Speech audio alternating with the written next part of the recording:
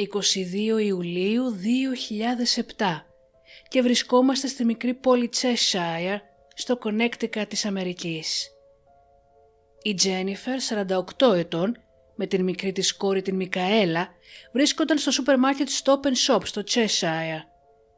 Η Μικαέλα είχε σκοπό να μαγειρέψει εκείνο το βράδυ για όλη την οικογένεια και ήθελε να διαλέξει η ίδια τα υλικά. Μητέρα και κόρη περπατούσαν αργά μέσα στους διαδρόμους του καταστήματος, γεμίζοντας το καλάθι τους, χαζεύοντας τα ράφια, γελώντας και μιλώντας για την συνταγή που θα ακολουθούσαν. Όμως λίγα μέτρα μακριά τους, μία σκιά τις παρακολουθούσε. Επίμονα.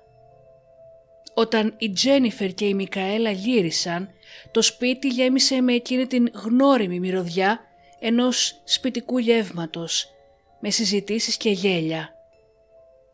Προς το τέλος της ημέρας, ο πατέρας της οικογένειας, ο Dr. William Pettit, είχε ήδη χαλαρώσει στον καναπέ, με την εφημερίδα ακουμπισμένη στο στήθος του. Είχε φάει ένα μεγάλο πιάτο μακαρόνια με σάλτσα που του είχε ετοιμάσει η Μικαέλα και όπως συνήθιζε είχε αποτραβηχτεί για λίγο να διαβάσει. Δεν άργησε όμως να τον πάρει ο ύπνος. Στο σαλόνι η Τζένιφερ με τα κορίτσια παρακολουθούσαν τη σειρά Army Wives. Όταν τελείωσε, ακολούθησαν την συνηθισμένη τους ρουτίνα. Έλεξαν πόρτες και παράθυρα για να δουν ότι ήταν κλειδωμένα, άφησαν ένα φως ανοιχτό στην κουζίνα για τις γάτες και ανέβηκαν πάνω. Κάτω ο πατέρας τους κοιμόταν ακόμη βαθιά. Η Μικαέλα πήγε στο δωμάτιο των γονιών της και χώθηκε δίπλα στην μητέρα της. Άνοιξαν μαζί ένα βιβλίο του Χάρι Πότερ και άρχισαν να διαβάζουν χαμηλόφωνα. Μία ήρεμη, τρυφερή στιγμή. Και εκεί, κάπου ανάμεσα στις σελίδες, χωρίς να το καταλάβουν, τις πήρε ο ύπνος. Λίγες ώρες μετά, η φρίκη που ακολούθησε άλλαξε για πάντα την μικρή αυτή πόλη. Ο πόνος, η βία, η αγριότητα και η οργή, μέχρι και τώρα, συνοδεύουν έναν άνθρωπο μέχρι την τελευταία του ανάσα.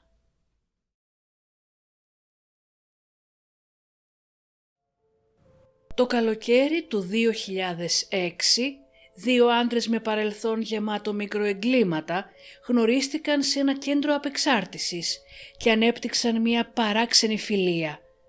Φαινόταν πως αυτή τη φορά προσπαθούσαν πραγματικά να μείνουν καθαροί. Πήγαιναν μαζί σε συναντήσεις των ανώνυμων αλκοολικών και των ανώνυμων ναρκωμανών, στηρίζοντας ο ένας τον άλλον, σε μια προσπάθεια που έμοιαζε έστω και επιφανειακά ειλικρινής. Ο 47χρονος Στίβεν Χέις κουβαλούσε πίσω του χρόνια εξάρτησης και προβλήματα συμπεριφοράς μέσα στην φυλακή. Είχε δοκιμάσει αρκετές φορές να απεξαρτηθεί. Όμως οι προσπάθειες αυτές κατέρευσαν απότομα όταν ήρθε σε επαφή με το κρακ. Από εκεί και πέρα η πορεία του πήρε τον γνώριμο κατήφορο, οδηγώντας τον σε ένα σερί διαρρήξεων που κράτησε 11 μέρες, διακοπτόμενο μόνο από τις εξάρσεις της χρήσης του. Δίπλα του ο 30χρονος Τζόσουα Κομισαβέρτσκι, επίσης βαθιά μπλεγμένος στα ναρκωτικά, είχε ξεκινήσει την χρήση μεθαμφεταμίνης και κοκαίνης από τα 19 του. Για να συντηρεί τον εθισμό του, έμπαινε σε εύπορα σπίτια και έπαιρνε ό,τι έβρισκε μπροστά του. Οι δυο τους τέριαξαν γρήγορα, λες και συμπλήρωνε ο ένας τον άλλον σε έναν κοινό, επικίνδυνο τρόπο ζωής. Κι όμως, τίποτα στο παρελθόν τους δεν προημήνυε την ακραία βία που θα ακολουθούσε. Μέχρι εκείνη την στιγμή ήταν απλώς δύο άντρες χαμένοι στις εξαρτήσεις τους. Την ίδια περίοδο, σε μια ήσυχη γειτονιά στο Cheshire, η οικογένεια Pettit ζούσε μια ζωή που ήταν σχεδόν ιδανική. Ο Dr. William Pettit, 50 ετών, και η σύζυγός του Jennifer, 48, και οι δύο κόρες τους, η 17χρονη Hayley και η 11χρονη Μικαέλα είχαν χτίσει ένα σπιτικό γεμάτο σταθερότητα και φροντίδα. Δεν ήταν υπερβολικά πλούσιοι, αλλά δεν τους έλειπε και τίποτα ουσιαστικό. Ο Δόκτωρ Πέτιτ ήταν ένας από τους κορυφαίους ειδικούς των διαβήτη στην χώρα, αφοσιωμένος στην επιστήμη και στους ασθενείς του. Η Τζένιφερ, παιδιατρική νοσηλεύτρια, έδινε την δική της μάχη με την σκλήρυνση κατά πλάκας, χωρίς όμως να αφήνει την ασθένεια να ορίσει την ζωή της ή να την απομακρύνει από τις κόρες της, στις οποίες αφιέρωσε εντελώς την ζωή της.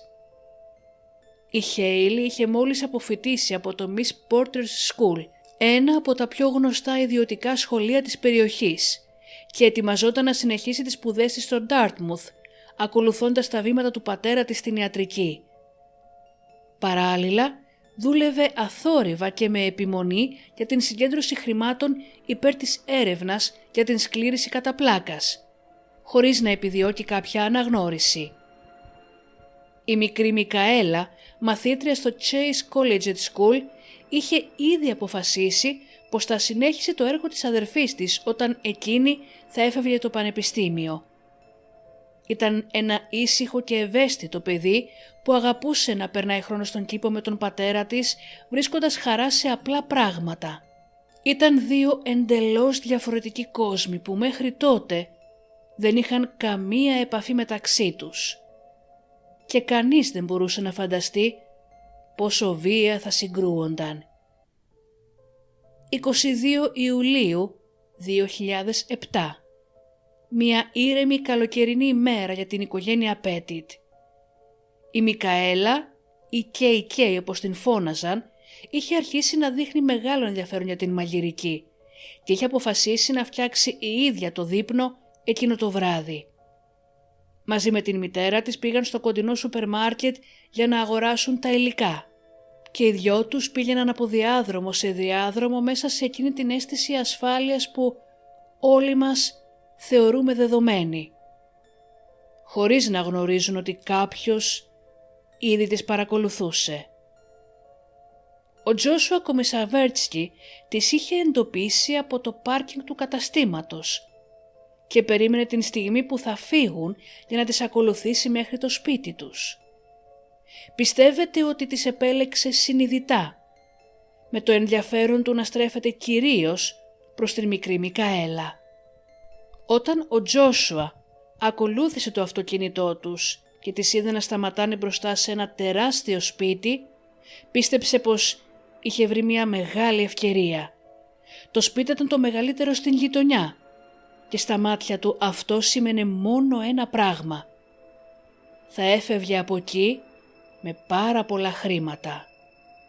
Ο Τζόσουα και ο Στίβεν είχαν γνωριστεί όταν ζούσαν σε έναν ξενώνα επανένταξης, όπου προσπαθούσαν να σταθούν ξανά στα πόδια τους μετά την φυλακή. Στην πράξη όμως τίποτα δεν ήταν σταθερό.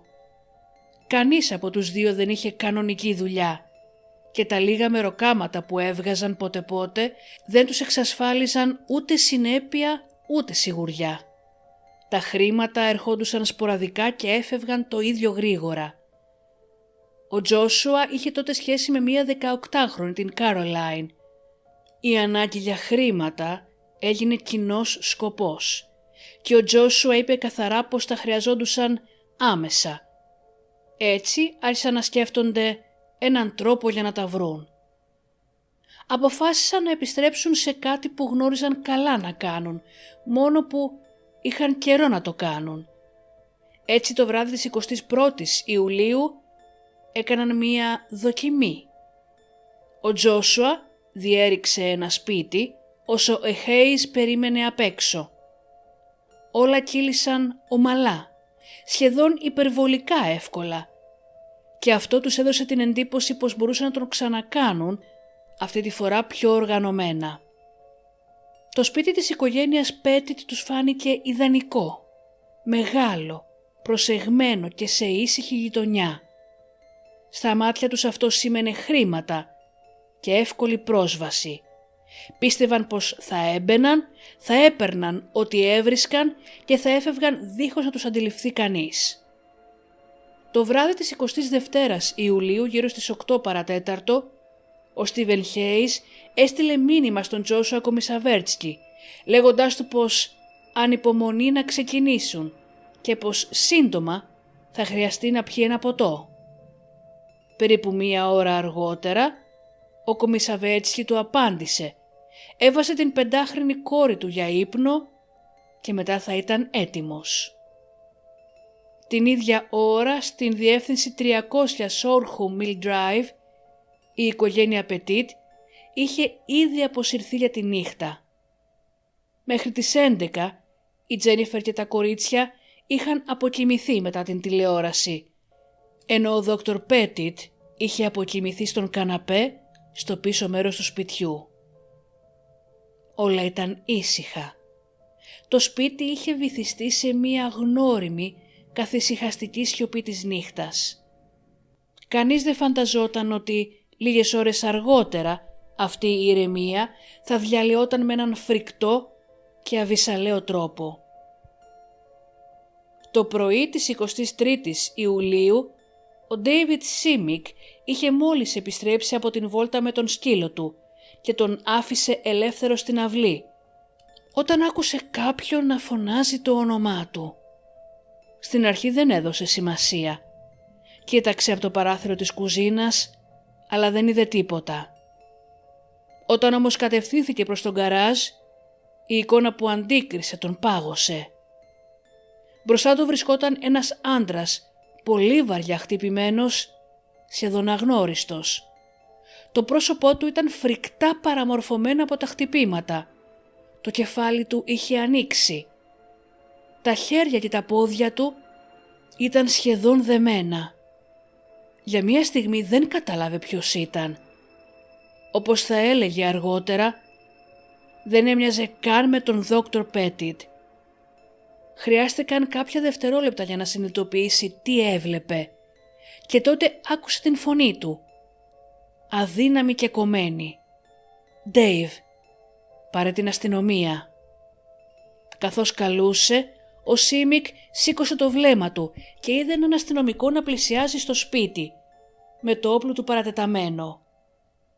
Οι αστυνομικοί του φώναξαν να μπει αμέσως μέσα και ρώτησαν τον Δόκτωρ Πέτιτ αν υπήρχε κάποιος άλλος στο σπίτι.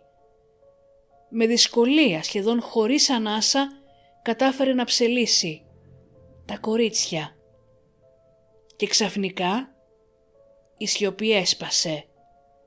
Φλόγες, τεράστιες φλόγες και καπνός ξεπήδησαν από το σπίτι των Πέτιτ, μετατρέποντας μέσα σε δευτερόλεπτα την ηρεμία της γειτονιάς σε σκηνή απόλυτου χάους. Λίγες ώρες νωρίτερα, ο Στίβεν Χέις και ο Τζόσουα Κομισαβέρτσκι είχαν περάσει από ένα Walmart, όπου αγόρασαν ένα αεροβόλο όπλο και σκηνή. Ήταν τα εργαλεία που πίστευαν πως θα τους εξασφάλιζαν μια εύκολη δουλειά. Γύρω στις 3 τα ξημερώματα έφτασαν στο σπίτι της οικογένειας. Μπήκαν από ένα ανοιχτό παράθυρο και βρέθηκαν μπροστά στον Δόκτωρ Πέτιτ, που κοιμόταν στον καναπέ. Σε άλλες περιπτώσεις θα κινούνταν αθόρυβα μέσα στο σπίτι, θα έπαιρναν ό,τι μπορούσαν και θα έφευγαν δίχως να τους αντιληφθεί κανείς. Ο Τζόσουα μάλιστα καφιόταν ότι μπορούσε να μείνει για ώρες μέσα σε ένα σπίτι χωρίς να γίνει αντιληπτός. Εκείνη τη νύχτα όμως δεν έκαναν τίποτα από όσα συνήθιζαν. Χωρίς δισταγμό, ο Τζόσουα με το ρόπαλο τον χτύπησε στο κεφάλι. Ο Δόκτωρ Πέτιτ ξύπνησε μέσα στην σύγχυση και στον πόνο, χωρίς να καταλαβαίνει τι συμβαίνει. Οι 2 άντρες τον άρπαξαν, τον ξαναχτύπησαν αλίπητα, τον έδεσαν και τον κατέβασαν στο υπόγειο, όπου τον στερέωσαν σε μία σωλήνα.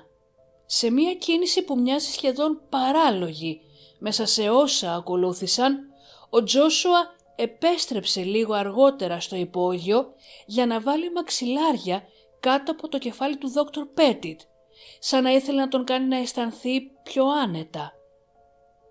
Την ίδια στιγμή όμως είχαν ήδη αρχίσει να καταστρέφουν την ζωή του με τρόπο που δεν μπορούσε κανείς να φανταστεί. Όταν οι δύο κακοποιοί ανέβηκαν στον επάνω όροφο, βρήκαν την Τζένιφερ και την Μικέλα στο ίδιο κρεβάτι, στο υπνοδωμάτιο των γονιών.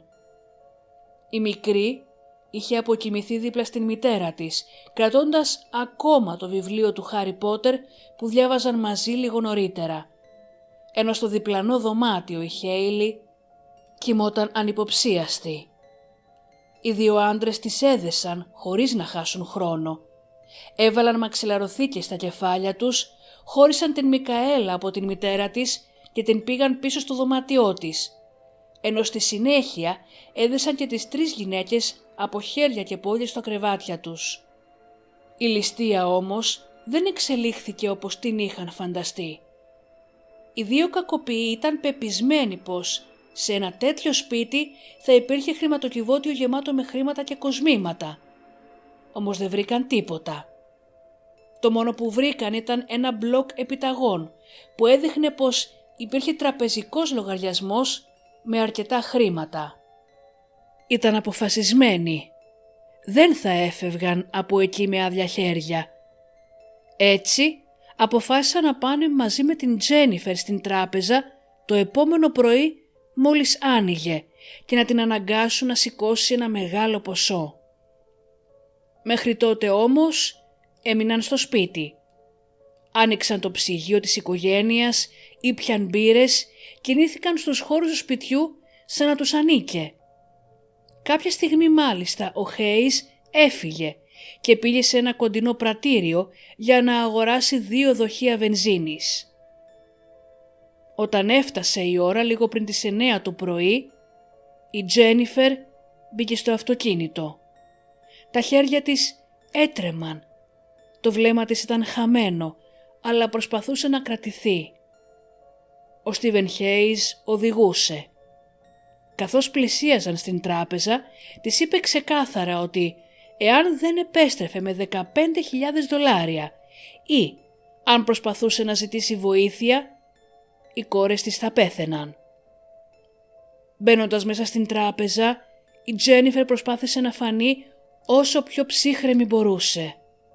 Προχώρησε προς τον γκισέ με σταθερά βήματα, όμως το σώμα της την πρόδιδε. Τα χέρια της έτρεμαν και το πρόσωπό της ήταν χλωμό, κουρασμένο. Κάτι δεν πήγαινε καλά και αυτό φαινόταν. Κατάφερε όμως να ψιθυρίσει στην ταμεία τι συνέβαινε. Η ταμείας έδωσε γρήγορα αυτή την πληροφορία στον διευθυντή της τράπεζας.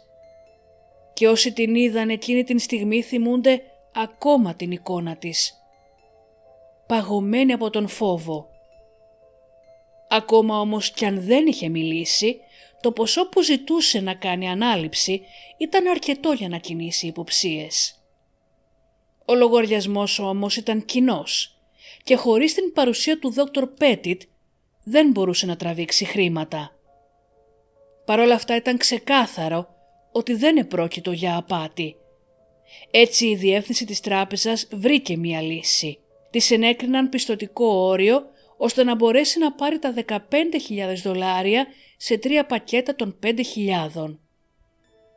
Η ταμείας είχε ήδη εξηγήσει στον διευθυντή ότι ο άντρας που κρατούσε την Τζένιφερ είχε απειλήσει πως θα σκότωνε την οικογένειά της αν ειδοποιούσαν την αστυνομία.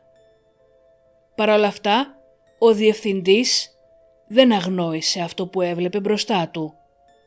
Κλείστηκε στο γραφείο του, χαμήλωσε τα φώτα και κάλεσε την αστυνομία.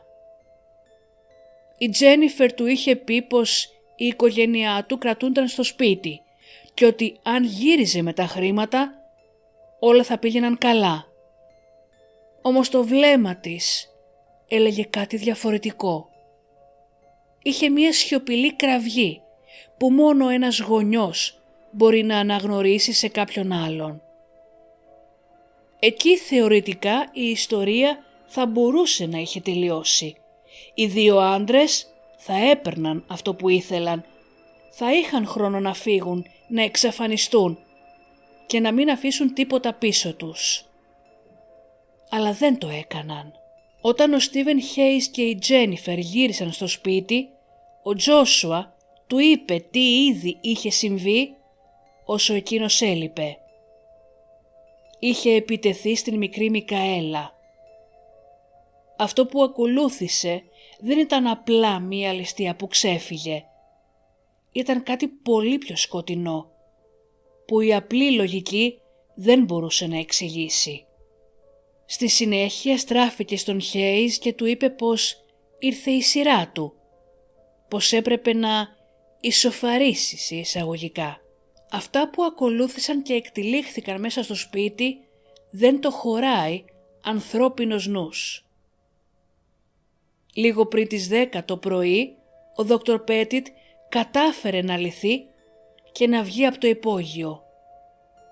Τραυματισμένος, εξαντλημένος, σχεδόν χωρίς δυνάμεις, διέσχισε όπως μπορούσε την αυλή και πήγε προς το σπίτι του γείτονα, φωνάζοντας για βοήθεια.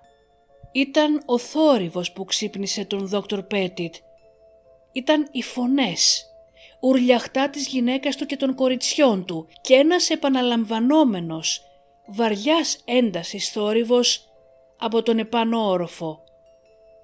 Μέσα στην θολή του κατάσταση, το σώμα του αντέδρασε πριν από το μυαλό του. Προσπάθησε να κουνηθεί, να απελευθερωθεί, κάτι να κάνει, οτιδήποτε. Δεν ήξερε τι ακριβώς συνέβαινε μέσα στο σπίτι. Δεν μπορούσε να φανταστεί τι κρυβόταν πίσω από αυτούς τους ήχους. Οι δύο κακοποιοί αντιλήφθηκαν την αναστάτωση. Ξαφνικά η ένταση μέσα στο σπίτι άλλαξε και ο Στίβεν μέσα σε μία έκρηξη οργής επιτέθηκε βάναυσα στην Τζένιφερ και την σκότωσε. Αυτό που ακολούθησε ήταν το τελευταίο στάδιο της καταστροφής. Μέχρι και σήμερα και οι δυο τους ρίχνουν την ευθύνη ο ένας στον άλλον για το ποιος έριξε την βενζίνη μέσα στο σπίτι και ποιος άναψε την φωτιά. Στην δίκη όμως αποκαλύφθηκε ότι ίχνη βενζίνης βρέθηκαν και στα ρούχα των δύο ανδρών. 5 λεπτά μετά, οι δύο άντρες βγήκαν τρέχοντας από το σπίτι των Πέτιτ και μπήκαν στο SUV αμάξι της οικογένειας. Στην προσπάθειά τους να διαφύγουν, έπεσαν πάνω σε περιπολικό και συνελήφθησαν σχεδόν αμέσως. Όταν τους ακινητοποίησαν, ο Στίβεν Χέις έδωσε ψεύτικο όνομα και ισχυρίστηκε πως δεν ήξερε αν υπήρχε κάποιος ακόμη μέσα στο σπίτι. Αντίθετα, ο Κομισαβέρτσκι μίλησε πιο ανοιχτά και είπε την αλήθεια στους αστυνομικούς, ότι μέσα βρίσκονταν 3 άτομα και πως έπρεπε να βιαστούν αν ήθελαν να τα σώσουν. Εκείνη την στιγμή όμως ήταν πλέον πολύ αργά. Μέσα στο σπίτι δεν υπήρχε κανένας για να σωθεί. Η Μικαέλα, δεμένη ακόμα στο κρεβάτι της, πέθανε από εισπνοή καπνού. Η Χέιλι κατάφερε να λυθεί, πάλεψε να ξεφύγει, αλλά κατέρευσε κοντά στην σκάλα, ηττημένη από τον καπνό και την φωτιά. Και τα δύο κορίτσια βρέθηκαν αντιμέτωπα με τις φλόγες όσο ακόμα ανέπνεαν. Από την πρώτη στιγμή ένα ερώτημα άρχισε να επαναλαμβάνεται ξανά και ξανά. Γιατί δεν επενέβη η αστυνομία νωρίτερα? Είναι μια ερώτηση που απασχόλησε τους πάντες, την οικογένεια, τους γείτονες, ακόμη και όσους παρακολουθούσαν την υπόθεση από μακριά. Σύμφωνα με όσα κατατέθηκαν στην δίκη, γύρω στις 9.30 το πρωί, ο πρώτος αστυνομικός, έλαβε μέσω ασυρμάτου κλήση για εισβολή στο σπίτι της οικογένειας Πέτιτ. Προτού κατευθυνθεί προς το σημείο, πέρασε από το τμήμα για να πάρει εξοπλισμό, ένα ειδικό γυλαίκο και ένα όπλο, να τα δώσει σε ένα συνάδελφό του που επίσης πήγαινε εκεί. Είχε δοθεί ρητή εντολή στους αστυνομικούς να μην πλησιάζουν πολύ το σπίτι. Γι' αυτό στάθμευσε σε κοντινή απόσταση.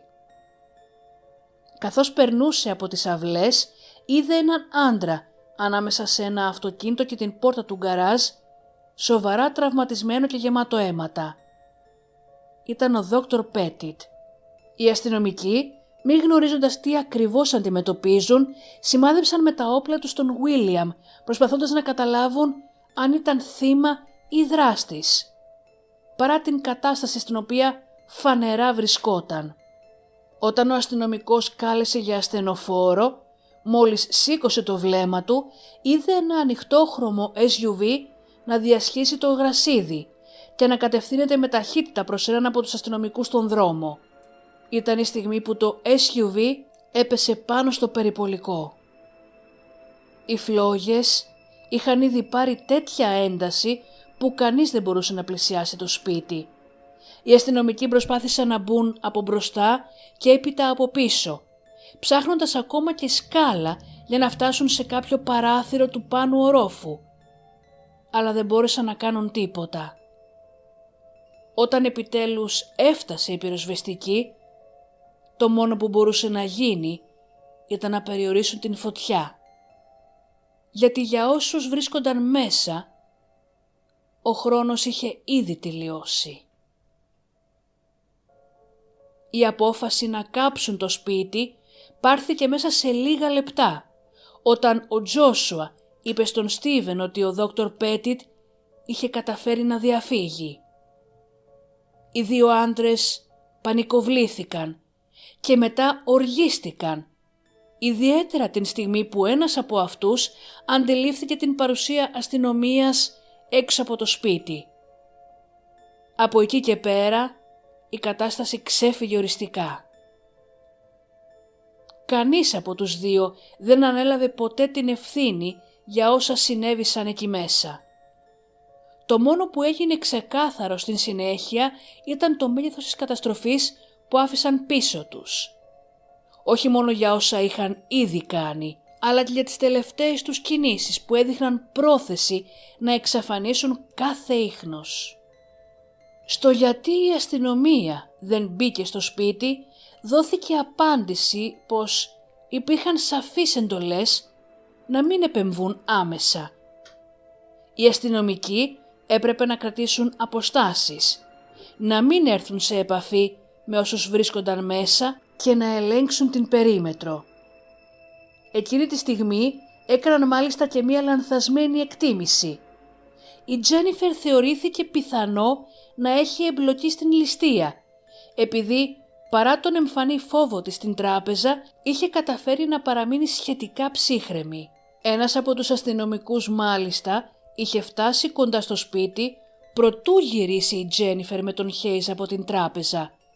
Όμως και αυτός είχε λάβει ρητές οδηγίες να μην πλησιάσει και να μην επιχειρήσει καμία επαφή. Αντί για άμεση δράση, η προτεραιότητα ήταν να στηθεί ένας πιο ασφαλής κλειός γύρω από το σημείο και αργότερα να επιχειρήσουν να επικοινωνήσουν. Ακόμα και ο διαπραγματευτής που είχε κληθεί έλαβε εντολή να περιμένει.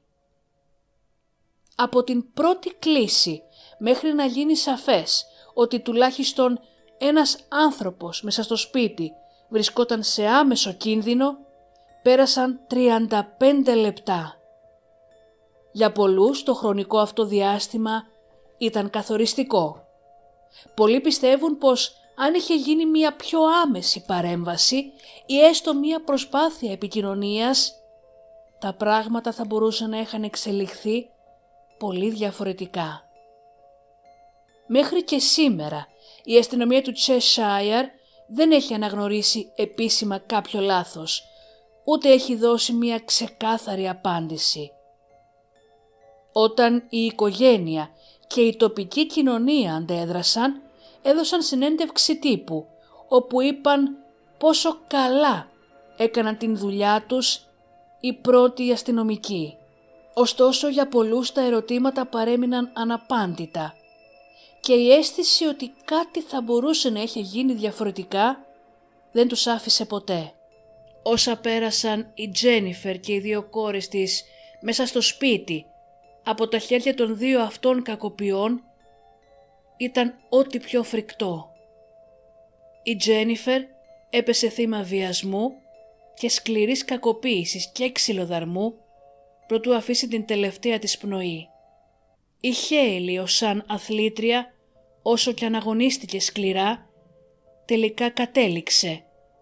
Η φωτιά και ο καπνός την νίκησαν και ξεψύχησε λίγο προτού φτάσει στην σκάλα, όπου έτρεχε για να ζητήσει βοήθεια. Όσον αφορά την μικρή Μικαέλα, η φρίκη ήταν ανίποτη. Κακοποιήθηκε σεξουαλικά πολλές φορές και άφησε την τελευταία της πνοή δεμένη και αβοήθητη πάνω στο παιδικό της κρεβάτι, αναζητώντας ακόμα την αγκαλιά της μητέρας της.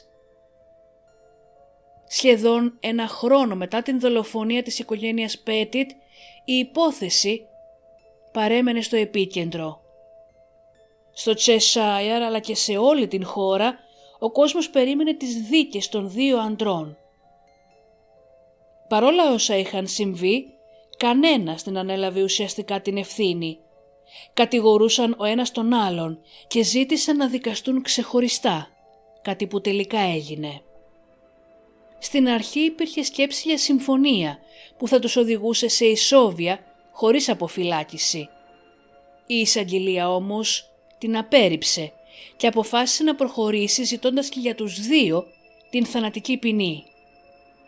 Αυτό σήμαινε πως η υπόθεση θα πήγαινε μέχρι τέλους και πως ο Δόκτωρ Πέτιτ θα αναγκαζόταν να ξαναζήσει όσα έγιναν, αυτή τη φορά μέσα από τις αίθουσες των δικαστηρίων, και μάλιστα 2 φορές. Η διαδικασία ήταν εξαιρετικά δύσκολη για όλους. Οι περιγραφές, οι φωτογραφίες και τα στοιχεία που παρουσιάστηκαν ήταν τόσο σκληρά που οι ένορκοι χρειάστηκαν ψυχολογική υποστήριξη. Σε κάποια στιγμή μάλιστα η δίκη διεκόπη γιατί ένας από αυτούς δεν άντεξε όσα είδε. Η δίκη του Στίβεν Χέις ξεκίνησε τον Οκτώβριο του 2010. Η υπεράσπιση του υποστήριξε ότι μία ζωή στην φυλακή θα ήταν χειρότερη από τον θάνατο, γιατί θα ζούσε κάθε μέρα με όσα είχε κάνει. Ο ίδιος είχε προσπαθήσει να αυτοκτονήσει όσο περίμενε την δίκη του. Παρόλα αυτά, καταδικάστηκε σε θάνατο. Λίγο αργότερα ζήτησε συγγνώμη από την οικογένεια. Μίλησε για τις τύψεις που είχε και το βάρος που ένιωθε, που δεν τον άφηνε. Όμως για όσους είχαν χάσει τα πάντα, αυτά τα λόγια δεν μπορούσαν να αλλάξουν τίποτα. Ο Κομισαβέρτσκι καταδικάστηκε και αυτό σε θάνατο. Στο δικαστήριο είπε πως δεν θα βρει ποτέ γαλήνη και πως η ζωή του θα είναι μια συνεχής τιμωρία. Ωστόσο, όσα έγραφε στο ημερολόγιό του μέσα στην φυλακή έδειχναν κάτι διαφορετικό. Δεν περιέγραφε το έγκλημα σαν βάρος, αλλά σαν κάτι που με έναν παράξενον τρόπο τον έκανε να νιώθει ότι έχει αξία. Μιλούσε για τον φόβο των θυμάτων σαν κάτι που τον επιβεβαίωνε. Αυτή η αντίθεση έκανε ακόμη πιο δύσκολο να καταλάβει κανείς τι πραγματικά ένιωθε, αν όντως ένιωθε κάτι. Πώς όμως αυτοί οι δύο κακοποιοί έφτασαν σε αυτό το σημείο. Στην περίπτωση του Κομισαβέρτσκι αναφέρθηκαν στο δικαστήριο τραυματικά παιδικά βιώματα, σεξουαλική κακοποίηση και έντονη χρήση ναρκωτικών από μικρή ηλικία. Ο ίδιος προσπάθησε να συνδέσει όσα έκανε με αυτό το τραγικό γεγονός. Όμως τέτοιες εξηγήσεις δεν αρκούν από μόνες τους. Υπάρχουν πολλοί άνθρωποι που μεγαλώνουν μέσα σε δύσκολες συνθήκες χωρίς να καταλήγουν σε τέτοια εγκλήματα. Ακόμα και πριν από αυτά τα γεγονότα υπήρχαν στοιχεία που έδειχναν τον τρόπο που λειτουργούσε. Έμπαινε σε σπίτια τη νύχτα όταν ήξερε ότι οι άνθρωποι ήταν μέσα και περνούσε χρόνο στο σπίτι δίχως να γίνεται αντιληπτός. Γιατί δεν τον ενδιέφερε μόνο η κλοπή. Άτομα από το περιβάλλον του είχαν πει πως μπορούσε να μιλάει για όσα έκανε χωρίς να δείχνει συναίσθημα. Στην περίπτωση του Στίβεν Χέις, τα πράγματα φαίνονταν διαφορετικά. Είχε ζήσει μία ζωή εντελώς αντίθετη από τον φίλο του. Δύο διαφορετικές διαδρομές που κατέληξαν στο ίδιο σημείο και άφησαν πίσω τους το απόλυτο χάος. Ο μικρότερος αδερφός του Στίβεν Χέις περιέγραψε σε μία επιστολή που διαβάστηκε στο δικαστήριο μία παιδική ηλικία γεμάτη φόβο και βία. Έγραψε ότι ο Στίβεν τον είχε κάψει κάποτε πάνω στην κουζίνα και πως μία άλλη φορά του είχε βάλει όπλο στο κεφάλι. Μιλούσε για έναν άνθρωπο που από νωρίς είχε μάθει να λειτουργεί έτσι και για μια οικογένεια που θα ζούσε για πάντα με αυτές τις τύψεις. Ο Στίβεν Χέις μεγάλωσε σε ένα σπίτι γεμάτο εντάσεις. Ο πατέρας τους ήταν βίαιος και τα παιδιά έβλεπαν την μητέρα τους να κακοποιείται, ενώ πολλές φορές γίνονταν και τα ίδια στόχος.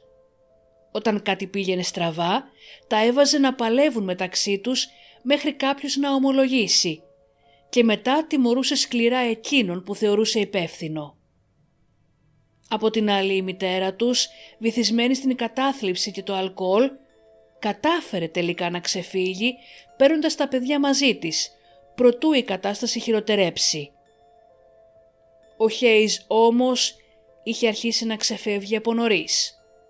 Στα 14 του έκανε ήδη χρήση ναρκωτικών και διαρρήξεις για να βρίσκει χρήματα, ενώ έναν χρόνο μετά μπήκε σε ψυχιατρική κλινική.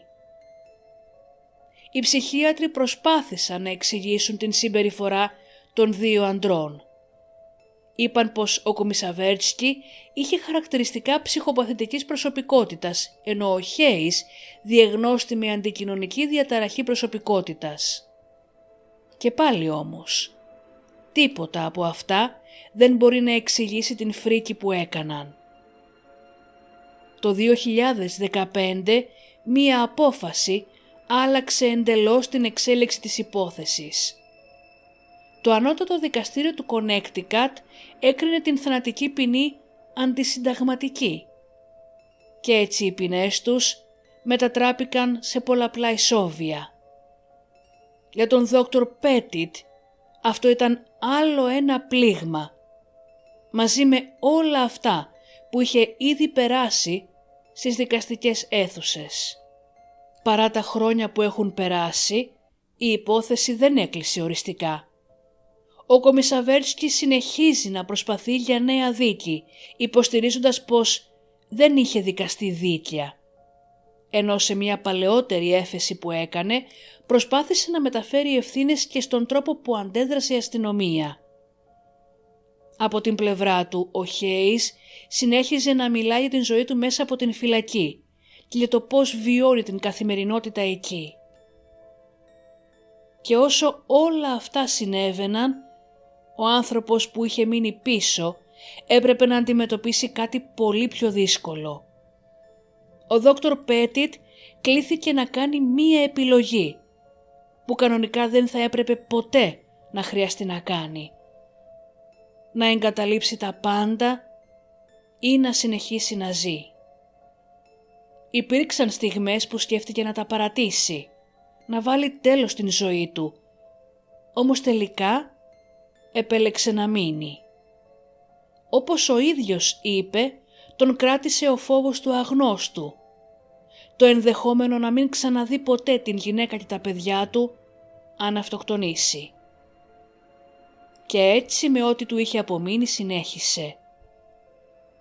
Όπως είπε, η πίστη του στον Θεό δεν χάθηκε, αλλά πέρασε από μια δύσκολη φάση. Για πολύ μεγάλο διάστημα ένιωθε θυμό. Με τον καιρό, μετά από συζητήσεις με άλλους ανθρώπους, άρχισε να το αποδέχεται. Ότι ακόμα και αυτός ο θυμός είχε θέση μέσα σε όσα είχε περάσει. Απομονώθηκε, περνούσε ώρες κλεισμένο στο σπίτι του χωρίς να μπορεί να αντιμετωπίσει την καθημερινότητα. Εικόνες από εκείνη τη νύχτα επέστρεφαν συνεχώς στο μυαλό του. Η διάγνωσή του ήταν μετατραυματικό στρες, αλλά για τον ίδιο ήταν κάτι πολύ φρικτό. Όπως ο ίδιος είπε, Το ένα βράδυ κοιμήθηκε σε ένα σπίτι γεμάτο ζωή και το επόμενο ξύπνησε σε ένα νοσοκομείο. Μόνος του. Χωρίς οικογένεια, χωρίς σπίτι, χωρίς τίποτε από όσα μέχρι τότε αγαπούσε. Για καιρό πίστευε πως δεν θα μπορέσει ποτέ να νιώσει χαρά. Δεν ήταν σίγουρος ότι υπήρχε δρόμος επιστροφής. Κι όμως σιγά σιγά άρχισε να βρίσκει ξανά μια ισορροπία. Το 2012 παντρεύτηκε την Κριστίν Παλούφ, μια γυναίκα που γνώρισε μέσα από το ίδρυμα που ο ίδιος είχε ιδρύσει στη μνήμη της οικογένειάς του. Το 2013 γεννήθηκε ο γιος τους, ο William Arthur Pettit ο τρίτος.